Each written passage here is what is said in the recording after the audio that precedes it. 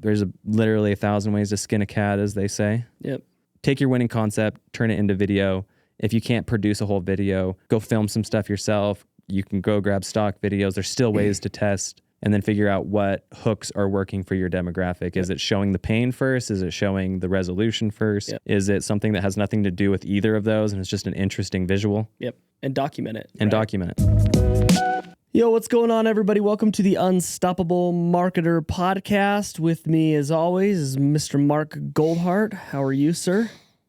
I'm good. Good. I'm good.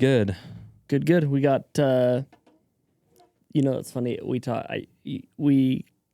I can say this because you know my little brother, but because Nicholas, we worked with him. But Yes, every yes. time he calls me, Jolly old Saint Nick. yep, every time he calls me, he always is like, hey, what's going on, man? How are you? Like, that is always his opening line. And I'll always say, doing good, man. Or, doing this or whatever. How about you? And he just goes, good. So it's like this, like, he has no idea that he does it, but he's asking as a formality, probably doesn't really care exactly what I say. The response is always, good. So, we're going to be over at the house in 20 minutes. Can I, Good. Good. Good. I don't know if I've ever told him that. So if he listens, I don't know if he listens to this, but Well, if he does, good. I did start a multivitamin regimen this week. So it's a good time to do that. I've never taken got vitamins. We got snow. Got the weather changing. That means the sicknesses are coming. It snowed Yeah. today. I went to go drive over the mountain and I had to turn around because there was 2 inches of snow on the road. Yeah, You had to turn around? I did. Why? My tires are, A little scary? yeah, and I didn't want to go down that hill. Oh, okay. That's fair. That's it's like I'm going down a canyon hill, Yeah, that's fair. So I flipped around. Luckily, I only made it halfway up. For my us side. Utahns, though, 2 inches isn't. No, it's not bad. If I was in my wife's car or Yeah. even if I had like better tires, I probably would take the Tesla. And Well, the Tesla's heavy, though. You got to yeah, the remember Tesla's that. heavy, so the Tesla can handle it, I think. It'll be fine. Um, But multivitamins. Nice. So we'll see how I feel. I've never done vitamins. I do vitamins every day. Yeah, For a while. I don't know if I noticed a difference, to be honest I'm with you. 35, so I said mid-30s, I need to get into a little bit more of a health routine. I get less sick. I do think I recognize that I get less sick in the wintertime, but I don't notice anything this summer. Yeah, well, I guess we'll find out. Yeah, We'll see if I get more energy, I'm excited for you. more focused, less sick. Halloween is this week. Halloween's this week. It's one of your favorite holidays. This is one of my favorite holidays. My probably least favorite holiday. Yeah, it's one of my wife's least favorite too. Yeah, it's just I'm a so... fan. I love it. I love everything about it. Huge fan.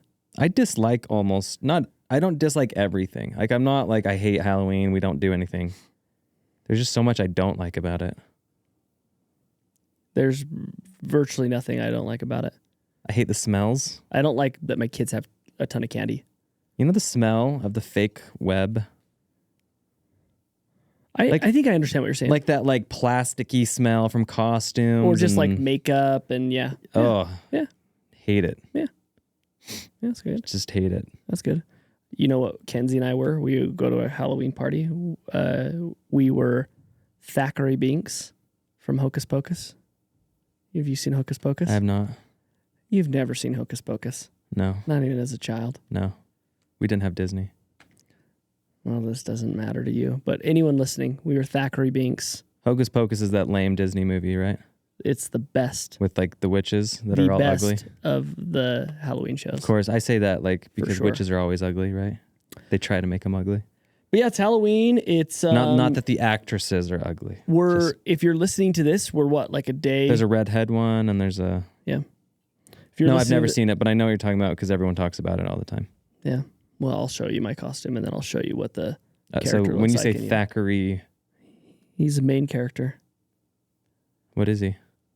He's He a witch? His sister gets killed by the witches in the very beginning, and he Did they eat her? gets cursed into being a cat for the rest of his life because he tries to save her. So I was Thackeray Binks from the witches days, like the Salem witch trial days. Oh, it starts in the Salem witch trials. Yep. Oh, okay. And Kenzie was Thackeray Binks the cat from present day, who stuck around. Oh, cool. And he can talk, and he lives forever. The cat. You gotta see the movie. Oh, so he's a cat. So he gets turned into a cat and he lives forever. Yep, to protect that area so that no one brings the witches back. You gotta watch the show. But if the cat, we could spend too much time the on witches, the witches cursed him. Yeah, the witches cursed but he him. also lives forever. Cursed so him that to be a protect. cat to live forever, but not to protect. But that's what he is. He decides to dedicate his cat life to. Oh, okay. Because if the way the witches come back is if they light a candle, they come back. A certain candle? The black flame candle, and it has to be lit by a virgin. A virgin? Yeah. It's actually a really good movie because of how funny it is. Like, it's a kid's movie, but like they talk about virgins a lot. They talk about virgin sacrifice? Yeah, it's like those 90, you know how 90s, 80s, 90s shows that were more kid shows? You're like, whoa, there's a lot of sexual innuendos here. Have you gotten to that point yet, watching shows with your kids yet? Not really. Yeah, you'll get to it at some point in time where you start to watch something and you're like, oh my, I did not that's realize. Not true. I did watch the Goofy movie. And I was like, as a parent, I'm like, I don't know. I don't like this movie half as much as I did when I was as a kid. There's like some innuendos there, and there's some. Yeah, there's a lot as you. Like obviously it goes way over the kids' heads, but I'm like, oh, I don't. Shrek has some good ones. Yeah, well, Shrek is just so clever about it all. Yeah. To me, Shrek is they do it pretty. They do it great. Well. All right, let's move forward. If you're listening to this, you are what? Are we a day or two away from the election? No, we are. Or is it election day? No, it's a week. Well, I know right now it is, but if they're listening to it. Oh, if they're listening. I don't know. When do we release these? Mondays? No, we release these Tuesdays. Then 2 days away. We're 2 days away from the election.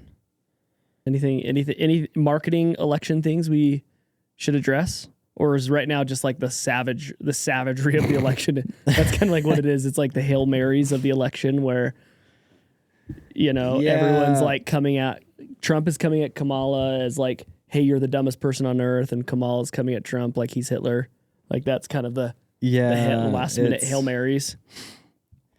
Yeah, to stay away from the rhetoric of Nazis and commies and, all that. I don't know if there's really anything other than I haven't seen big marketing. Trump released a podcast with Joe Rogan. Joe Rogan, that's right. That garnished 100 million views. No, it hasn't. No. It's like 35 million right now. I was actually looking at it. It's so spot check that. This Grace. is what's crazy. I got it right here. This is actually what's kind of crazy about that podcast. It's 35 million views in less than 37 million views in 3 days. And if you go to Joe Rogan's most popular episodes, it's 50 million. 61 million. Which is Bob Lazar. And that Jeremy Corbell. Yep. And that was 5 years ago. So 61 million and views. And then let me guess number 2. Years. Let me guess. Elon Musk. Nope, that's now number 4. It used to be number 3. Oh. But Trump just. So Bob Lazar's number 1. Oh shoot, who's number 2? Snowden. Edward Snowden. Okay, he's at 38 million. Sense. So Trump, I'm sure by tomorrow, so Trump will beat. He'll be the second most popular. Okay. Which is the only reason why that's relevant, I think, is we keep talking about the decentralized news network, I guess, like this new age media. And it'll be interesting to see how this plays out. Like, did Trump reach the audiences that he was trying to reach while completely like he had surrogates on traditional media? JD Vance has made a lot of appearance on CNN and other news outlets. And you've had like the Vivek Ramaswamy's and the Vivek. So he's had surrogates, but Trump himself has pretty much not been on traditional media, where Kamala has very much been on traditional media. She had a town hall recently. She did some other things. So what's really interesting is this is the litmus test, I think, to know if traditional media has kind of faded into a very obvious second and third place. Like, how do people consume information? I don't think it's with millennials, people just don't watch the news like our parents did. Yeah, it's true. Like boomers used to sit down at 10. Like my parents, Or at 7 or at whatever. every day would sit down Yeah. and watch the news at like 9 or 10. Yeah. At 9 o'clock or 10 o'clock news. Yep. Same with mine. And then after they would watch the late night show. Yep. Would yours do that? Yeah, they'd watch Jay Leno. Letterman or not David Letterman. Or Jay Leno. Leno. My family was Jay Leno. We were David Letterman. I don't know why. That's funny. I don't know like why people chose, but we were just Jay Leno, I guess. Yeah. So anyways, well, that's what my parents did. I have never turned on the news once. I never have either. Never. I consume all of my news through written format, and it's usually through X now. I consume through X, or I follow like certain people on TikTok, and that's how I do it. Yeah, so it's very true. And we're not Gen Z, we're millennial. You know, I think that's a millennial and under kind of thing for the most part. Yeah, I agree. It'll be very interesting. I did catch some. I followed. Do you know who Jack Mack is? He's part of the Barstool Sports Network. I don't know him, but you've probably seen him before. You probably just can't think about who he is. But he came out and said that Kamala's team reached out to the. You obviously know Barstool. Yeah. And they have several different like big networks of whether it be a podcast or a show or whatever. And she reached out to all of them to get in on one of their podcasts or interviews, and all of them turned her down. So I think she. Why did they turn her down? I listened to Dave Portnoy.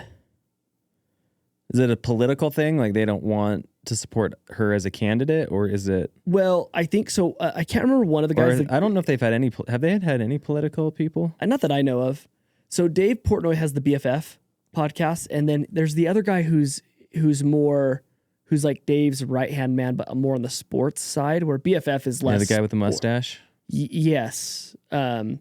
He came out straight out and said, no, there's no way we'd have her on.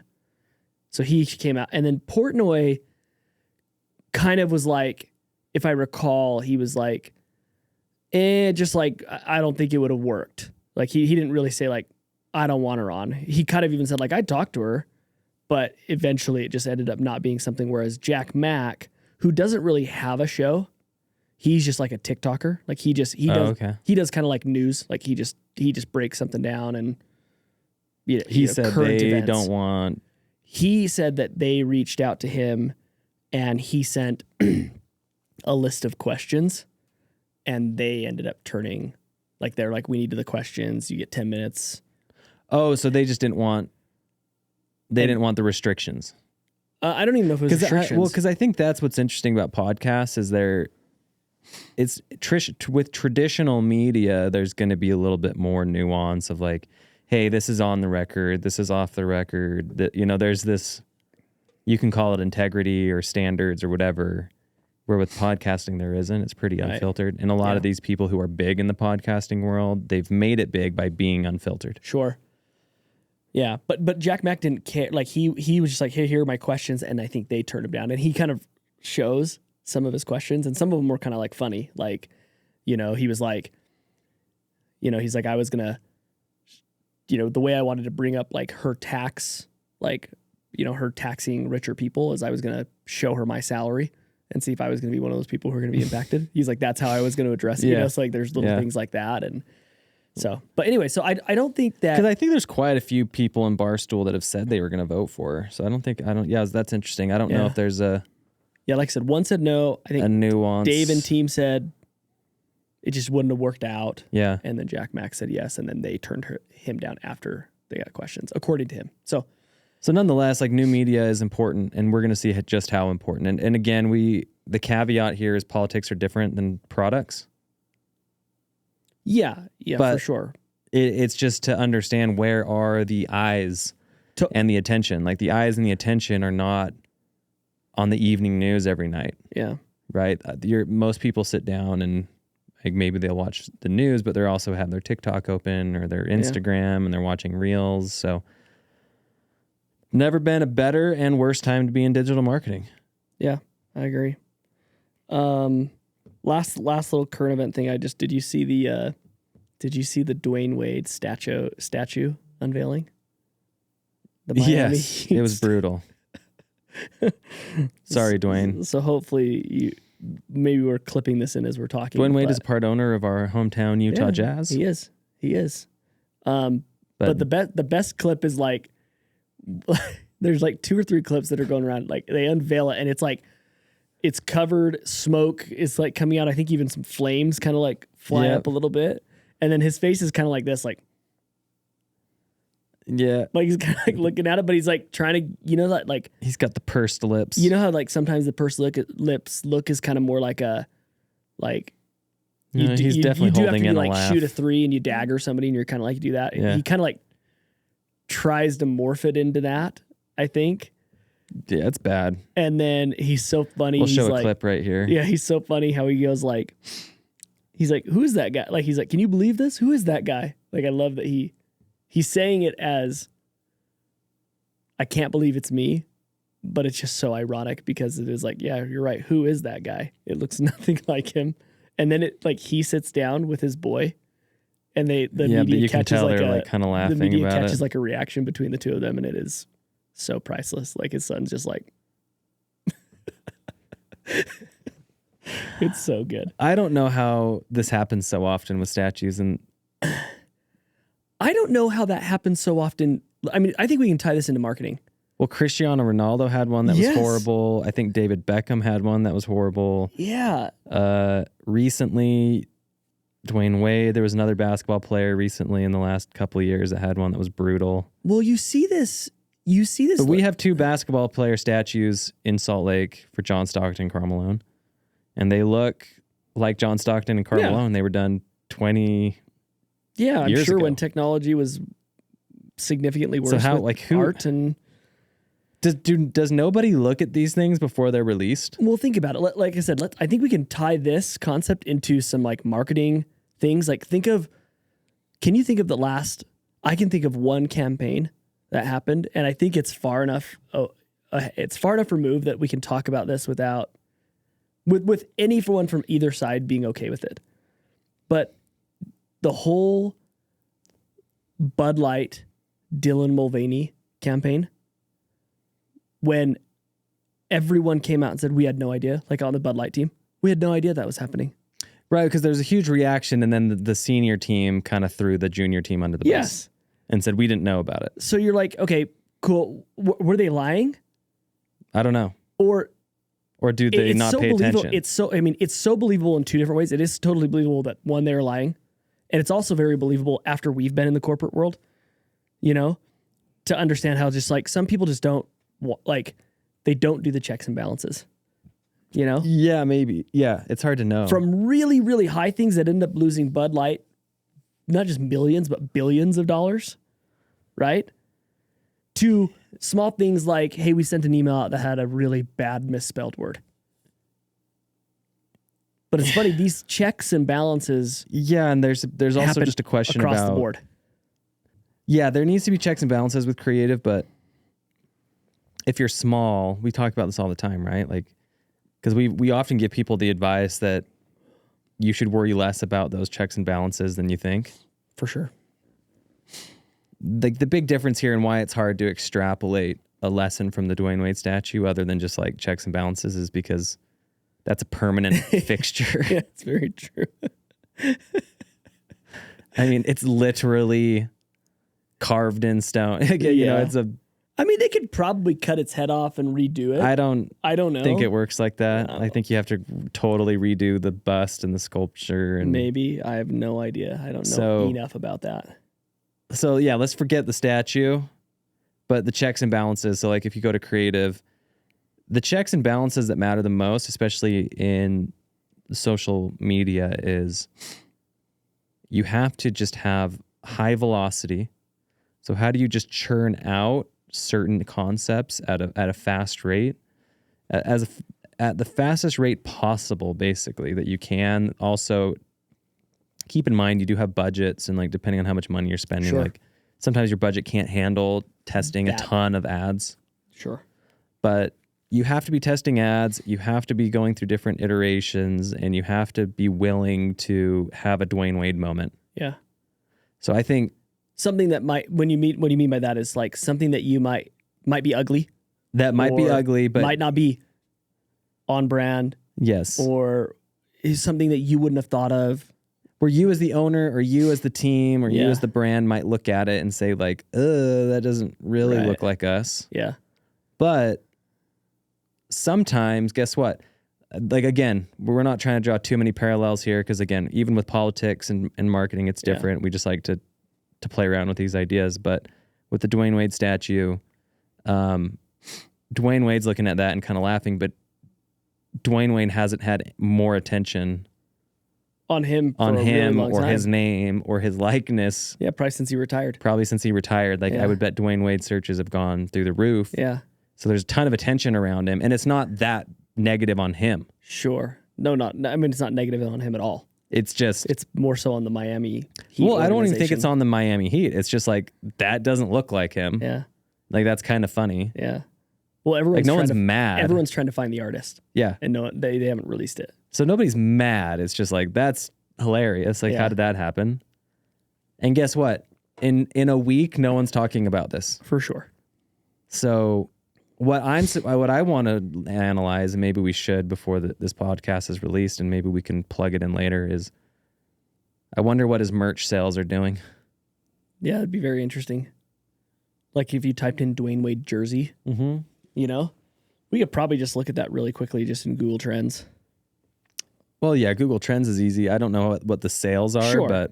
But if we follow the sales follow search kind of mentality, if more people are searching for Dwayne Wade jerseys, Dwayne Wade, I'm going to go Dwayne Wade as one term, and then I'm going to add a second term.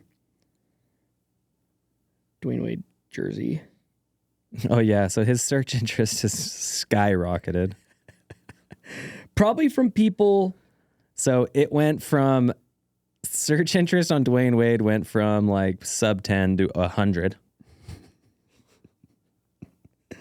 for Dwayne Wade. And then if we put in Dwayne Wade jersey. I mean, Dwayne Wade jersey's up too. How much is Dwayne Wade jersey up? It's not up a ton, but it's pretty much from 0 in the last 90 days to 25. Dwayne Wade jersey?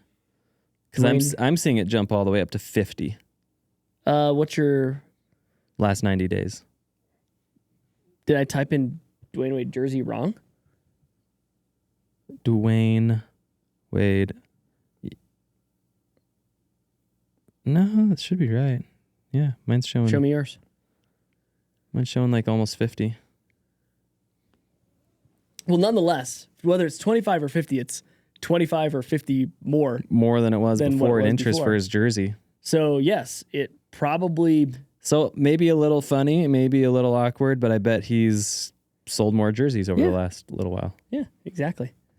So let's get back to creative testing. So you said something that was, I think could be an interesting thing to break down as a media buying expert. For those of you who don't know this, I know, like, obviously everyone knows, I shouldn't say obviously, but Mark and I own a couple different businesses. We own a performance marketing consulting agency, and then we also own a marketing SaaS tool for surveys, and we own some other things. But Mark's like background and biggest expertise is in media buying. So you said something. I wanted to add some like authority here. You said something that I think was very interesting that I hear from a lot of small brands, that smaller brands get, and even bigger brands actually get a little bit confused on this. Why should brands be iterating and testing massive amounts of creative? Well, there's the main reason is because you have principles that always work, right? So you have the principle of the scarcity effect, right? Or of using scarcity in your ad. So, hey, a scarcity ad would be if you have a hot selling product and it's constantly going out of stock, like you can really use that to your advantage to say, hey, this is something that has sold out 5 times. It's just released. That's going to get people having a little bit of fear of missing out. There's other ways to draw out that emotion. But really the fact is you never know what's going to work with certain things, and people's attention is always changing, and social media has changed things. So like we've talked with companies like Raindrop and Creatively, and we've brought them in on the podcast. They do long form, like more evergreen ads. And the reason why those are so important is because those tend to withstand time better, like far better than generally like a static ad or, like a UGC ad or whatever it is. Restock ad or a restock ad. So you can control a narrative around a brand or a product for longer with those bigger ads. But most companies are not in a position to fork out the kind of money it takes to create a big evergreen ad. Yep. So you're going to be down in this like lower bracket of lower production. And if you're in that lower bracket with lower production, then you have to just play the volume game, which is how do I test? How many interesting things can I test to find out what hooks are gaining the attention that I need to sell my product? Yep. And we've done this a long time. Like there's no better way to do it than just doing it. Yeah. Like you can have a great idea, and we have it down to a formula where we don't have to do quite as much as we used to when we're doing even like something like a compilation where you just take all the old footage of a company and you turn it into a new ad. Mm-hmm. We kind of understand like, hey, this is a good hook. These are the 3 hook ideas we need to test. Here's the body. So the body of the ad doesn't have to change as much as like you're trying to test out just hooks. Sure. Maybe the beginning and the end. Yeah, we talk about this all the time. And like that's going back to our fly fishing analogy. When you're fly fishing, right, like the hardest part is, or if you're just fishing in general, like the hardest part is just getting the fish hooked to bite the hook. Because once that happens, in fly fishing, you can still lose that fish as you're trying to bring it to net. And that does happen, but it doesn't happen. It's less likely. Like once you have the fish on the hook, you're a lot more likely to reel that fish in versus not. Yeah, obviously, because like if you don't have a fish on a hook, you're never going to get a fish to net. Yeah. And getting a fish to bite on the hook is you have to go through different flies. Like you have to say, okay, it's morning. Like I see like a mayfly hatch. Like I can try some like caddis. I can try, like some PMD flies. Like I can try these different hooks. And if they're not biting, if they're not rising to the surface, that means like the fish are all down. So then you have to go below the surface and use like what are called like nymphs and stuff and use like a dry dropper setup. But you have to rotate through like the best ones like know how to say, okay, like I tried this isn't working. I got to change my hooks. Yep. And that's why I love comparing it to marketing, because that's all you're trying to do is get someone to hook. And guess what? Sometimes those hooks are your filter too. So we've talked a lot about measuring your ads and measuring like, hey, is an ad working? Like one of the ways to measure an ad is called your hook rate, which is how long are people staying past your 5 or 10 second mark. It depends on how you want to measure it. Yep. We have found that we don't typically like to measure that very much because sometimes our best hook rate ads have the worst performance. Sure. Because it's keeping the wrong people around. Yep. Right. So like you have to be nuanced about it. Like, are you trying to catch a big fish or a small fish or like what type of fish are you trying to catch? Because sometimes they eat different things. Yeah. And sometimes you don't want certain people hooking on your ads. Yeah. So if you have the right hooks, like what you're really measuring is like how effective is it at creating the action you want, which is going to be people who are interested in your brand and then buy. Yeah, it's like how you can really measure 3 different things, right? It's like how good is it at getting people to stop? Mm-hmm. There's your hook. How good is it at catching people's interest? There's your click. And even maybe more so like the link click-through rate. Yep. And then how good is it at selling the product? Yeah, and I would say link click-through rate, if you want to look at top, some people say none of this matters and like all you need to worry about are CPAs. Yep. Which is neither here nor there. I don't even like really want to get into that today. Yeah. But we like to say, hey, like a good top level is link click-through rates when you're comparing against other ads in like a similar category, because link click-through rate is the actual, hey, I'm clicking on the buy now or whatever the call to action is. Like they're actually clicking on the action. Yep. The desired action. Yep. Whether they take that or not is another question, but that's how you know, hey, this audience not only is watching this ad, if it's a video, a static, you don't have the hook rate. You're just going to be looking straight at link click-through rates and cost pers and all that. But again, the only way to get through these and figure these out is like if you test more. Yeah.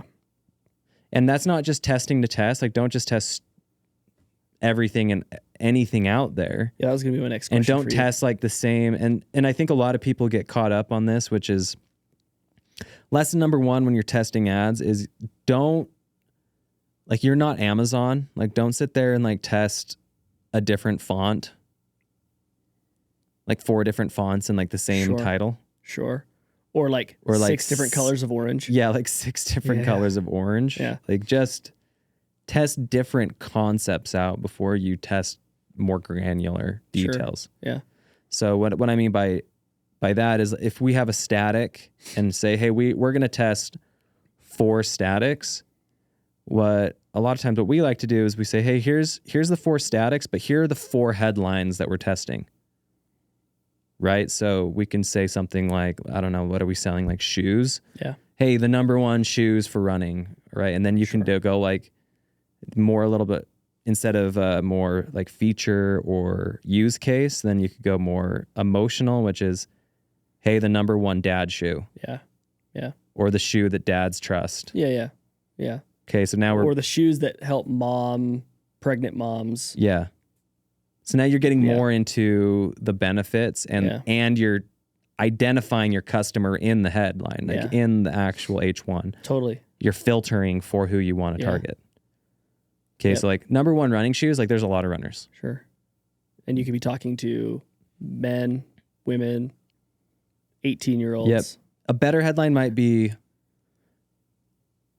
that's going to cause more emotion that we would probably test is something more like, hey, a running shoe that doesn't suck. Yeah. Or a running shoe that lasts, or, like now you're starting to cater in on, hey, if I'm a running shoe company and I'm selling running shoes and I've done surveys and I know my customer, I know that the 3 most important values for them is that a running shoe lasts, right? That a running shoe has, let's just say you're dealing with, it's comfortable, maybe an older demographic, and arch support is a big deal. Sure. So it's like durable, arch support, and then comfort in that order. So we're going to take those and we're going to test those in the ads first and foremost. Like, hey, comfort, durability, and arch support. Yeah. And then out of those 3 tests, we'll probably use the same image in those 3 just to figure out. You don't want too many variables in that imagery, right? Because you don't want to like just test 5 different. If you go arch support with a different image of comfort and comfort wins, was it comfort or was it the image was more compelling? Yep. Yeah. And now when you're testing these ads, you can do one of 2 things. You can either use, there's 3 ways of doing it. If you're using cost caps, which some people are advocating a lot for right now, you can just throw it all basically into the same ad set. Yeah. There's an argument sometimes for doing that even with a broad max conversion ad set too, right? So method 1 is you just throw in your variables. We don't tend to like that, just depending on levels of spend. I personally like using dynamic creative ad sets where you can test different ad copy. You can test those different variations of those ads. You can set a certain spend limit on it, and then you can get through testing really fast. Like, the algorithm does a really good job of figuring out which ones are working the best. Yep. So I like dynamic creative ad sets oftentimes, or you can also just create like a small ad set where you're testing ads and then migrating winners over to. But you want to make sure the costs that you're mitigating the loss on that, because sometimes there's false positives and false negatives depending on your business goals. Sure. But anyways. Yeah.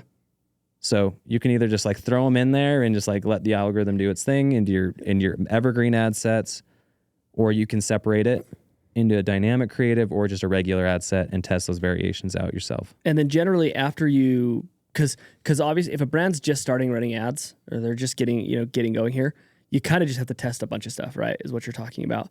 Yep. Now, what's your recommendation as you start to learn? How are you documenting, or how should people be documenting to be like, hey, you know what? Comfort wins over arch support all the time. So are you putting that in these like winner categories to now say, okay, cool, let's test comfort, but in video format, or let's test comfort with these 10 different images. It's the same headline, but now we're testing imagery. Yep. Is it comfort with a mom holding a kid, to showcase like that emotion of, is it comfort of an elderly person who's, let's just say it's comfort for a demographic. Typically, you're selling to 45 to 60-year-olds or whatever, right? Like I'm assuming there's not a lot of 60-year-olds that are still like running. If we're using this hypothetical example of a running company, hey, we tested some statics. Statics are the easiest things to test because you can churn them out a lot faster, right? Sure, you can create them.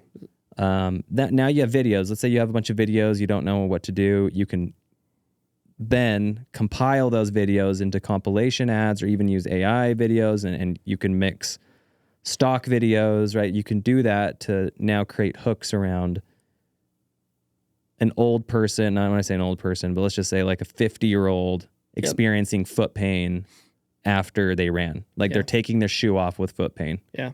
Right. So now you're creating this moment where it's like, hey, does somebody identify with this person? Yeah. And so here's the pain. Now we resolve the pain. Yeah. Right. Or you can try the flip or the reverse of that, which is more of, hey, here's the good part, which is this person feels good after they run. And maybe the headline or whatever you're using, or the voiceover says, do you wish you felt like this after you ran? And then you show the pain, and then you show the resolution, the resolution. The resolution. So, yeah, essentially, you can start with statics, test, and then you start grabbing that idea. Okay, comfort's our winner. Yeah. How does comfort translate into 4 different new hooks or 3 hooks on a video? Sure. And again, the body of the video compilation is generally going to stay the same, which is, we always recommend like throw in some social proof, throw in some testimonials, right? Like you can do all that. You can make it look like an ad. It can be ugly. You can throw UGC into it, whatever it is. There's literally 1,000 ways to skin a cat, as they say. Yep. Speaking of Chadwick Hooligan from your show. Nailed it. Chadwick Thwitz. What? Thwitz? Thackeray Binks. Thackeray Binks. Very close. And yeah, 1,000 ways to skin a cat. We have our processes, but these are just some general ideas. Sure. Yeah. So take your winning concept, turn it into video. If you can't produce a whole video, go film some stuff yourself. You can go grab stock videos. There's still ways to test, and then figure out what hooks are working for your demographic. Is it showing the pain first? Is it showing the resolution first? Yep. Is it something that has nothing to do with either of those, and it's just an interesting visual? Yep. And document it. And document it. Yeah, so that you can understand what the learnings are. You can go back 6 months later and retest something. Yep. Yeah. So we like to document that, and then we use ChatGPT to help us create new ideas as well. So like ChatGPT can help you in this documentation and iteration process. ChatGPT and between ChatGPT and surveying, right? Like as we survey more customers, it helps you get more ideas on things you can test. Yes, because it'll also identify with the customers. Like for example, we've seen customers list their top 4 reasons for buying, but sometimes number 3 is the best hook. Sure. Out of their motivations. Sure. Yeah. So that's why it's important not to just take number 1. Like you gotta just test and say, hey, visually. So for example, if we're taking this hypothetical shoe company and they say comfort, arch support, and then durability are their 3 most important. But durability, I think, let's just say durability was number 1, right? In our first, it was durability, arch support, and then comfort. Durability might not be that emotionally intriguing from a visual standpoint. Yeah. And durability is oftentimes like an overplayed thing that, because you can mix durability with quality, right? Yes. Everyone's, high quality. High quality, best shoe. Exactly. Yeah. So durability, even though that might be their number 1 motivation, if you survey them, it also might just not be that intriguing. Yeah. Or it might just be table stakes. Like it's the most important, but that's just what they expect. That's what everyone's expecting, sure. So you can't just take your number one and say, that's all we're testing. Yep. So like, that's why when we did that example, it's almost like I went straight to comfort, because comfort is already in my mind the easiest thing to visually demonstrate. Sure. It's the most demonstrable of the three motivations. Sure. Because even in arch support and comfort kind of go one together. Similar. Yeah. So arch support is going to be more of like injury prevention, where the comfort is going to be more of like you feel good while you're wearing it. Yeah. Okay. So what are some, we've recently talked about this with some clients of ours or just people we've consulted with. We've talked a lot about hooks like lately. What are some categories and different styles of hooks that people can be testing and trying? Like, for example, we had this conversation with a brand who was talking about how they're very much, and they're a really big brand, and they're in the health world. They like to be more positive. Hey, this is how you're going to feel when you take our products, where we've seen kind of the opposite, that like in the ad testing world, more of that fear-based, hey, this is what will happen to you if you don't, versus this is what will happen to you if you do, tends to outperform the hell tends to outperform the heaven a lot of times. So give me some examples. What are some good examples of different styles of hooks that people can be testing and trying? Yeah, the number one thing that we like to do is we like to play off of this idea. At our agency, we call it heaven or hell. Mm-hmm. So are you trying to create like a positive aspirational emotion in the hook, or are you trying to create like a fear-based emotion, a fear of missing out, right? Mm-hmm. So it depends on the brand, but sometimes in a highly competitive market, the fear-based is often going to, speaking of Halloween, right? The fear-based is going to win. Yeah. And fear isn't like you're scaring them like you're going to die, you know, but it's a very quick, demonstrable way of showing like whatever the pain point is that they're experiencing, rather than the relief. Sure. You're showing the pain, because a lot of people will identify with the pain. Yeah. Not necessarily the relief with a quick snippet. Yeah. So a good example of that is if you are a skincare company, using hell is going to be like, this is what your skin looks like now, or if you don't use our product. Yeah. Which is, maybe it's acne, maybe it's blemishes, maybe it's wrinkles, whatever it is, right? Yeah. It's like a quick before and after. Like, this is what it looks like with us. Usually starting with like the not great and then showing the great results. Yeah. That's always going to be the better.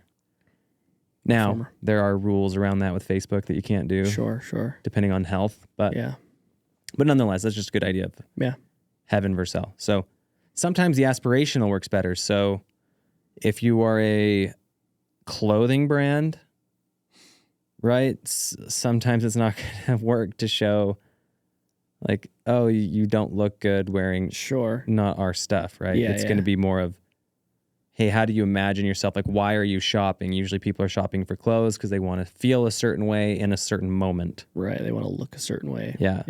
And that's where I think a lot of people miss the mark when they're trying to create ads, is it's not just looking a certain way. It's looking a way in a moment. Yeah. So if you're selling, let's say you're a men's clothing company selling jeans, right? You got to think about like, what are the moments that men see themselves wearing those jeans? Yeah.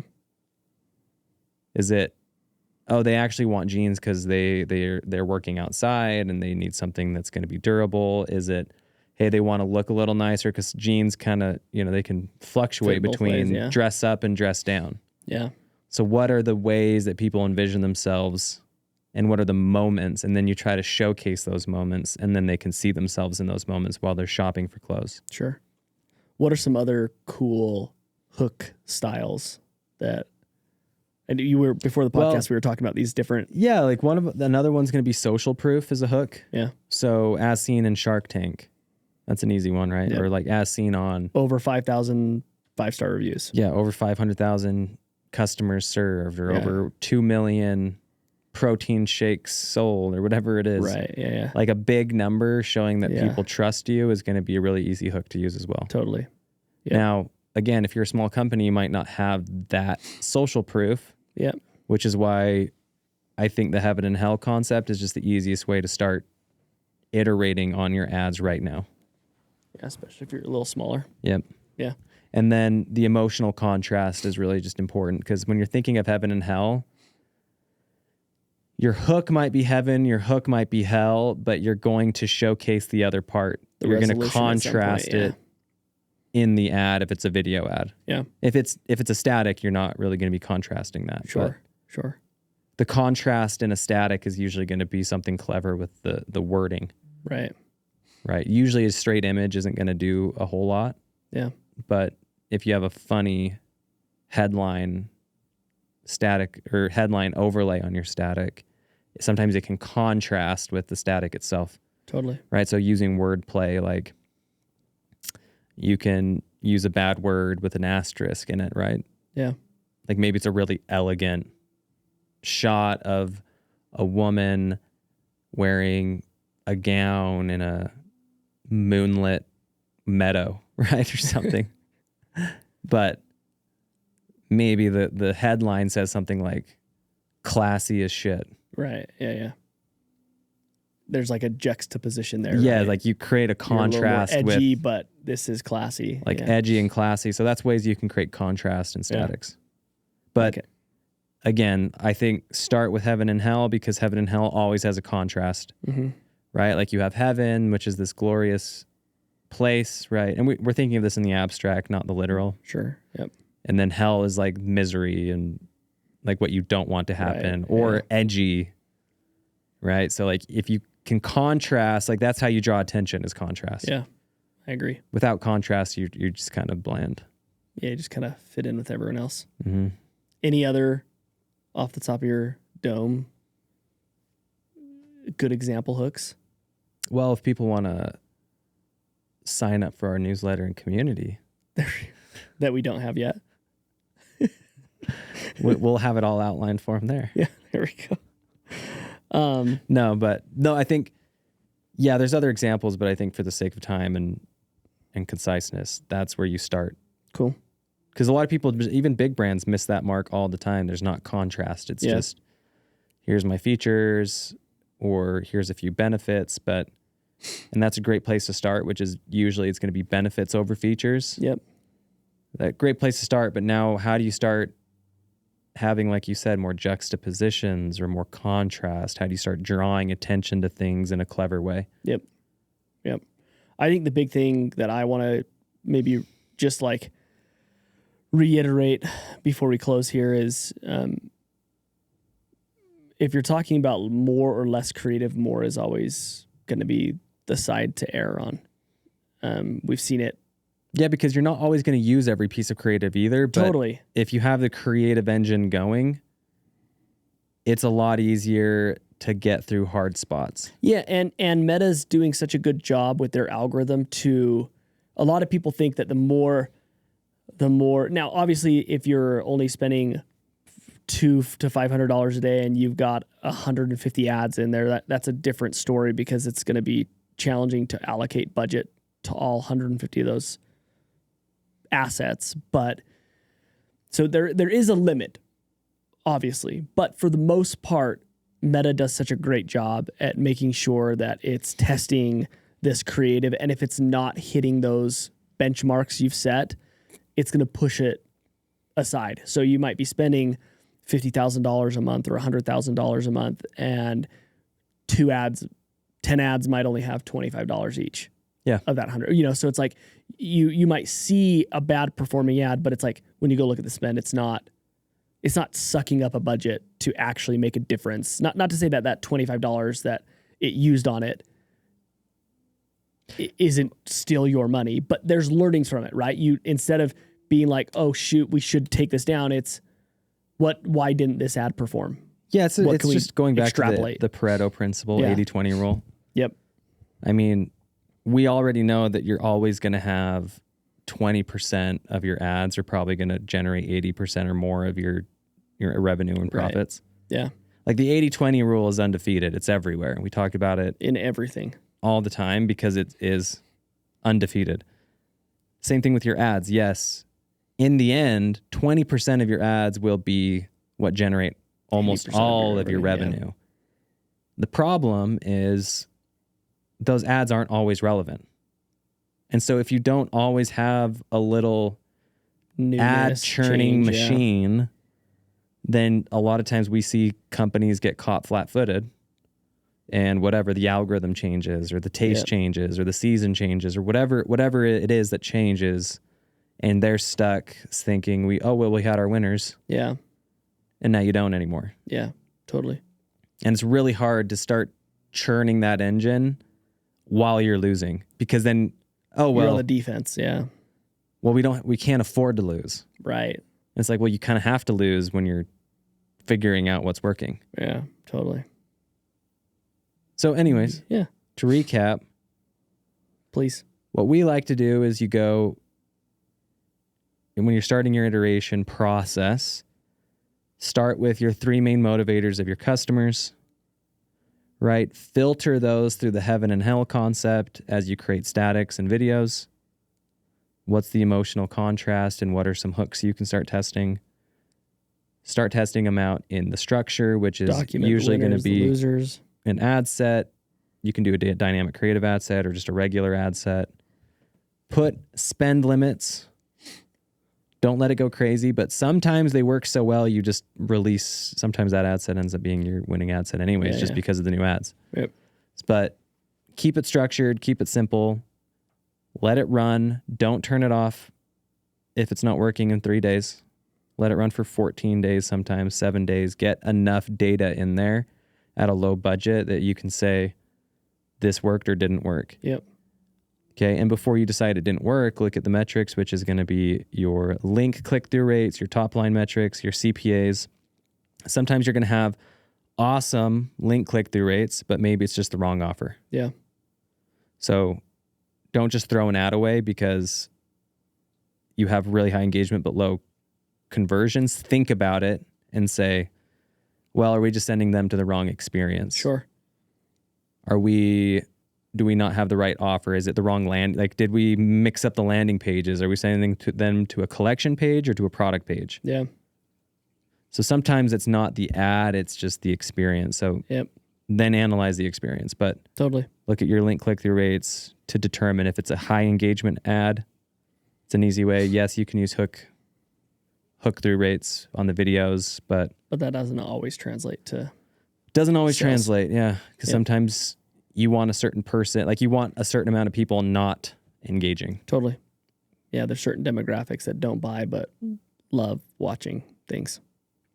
Yeah. Usually they're 55 and older. Very true. If you know your meta demographics. Yes. All right. Well, thank you everybody for tuning in.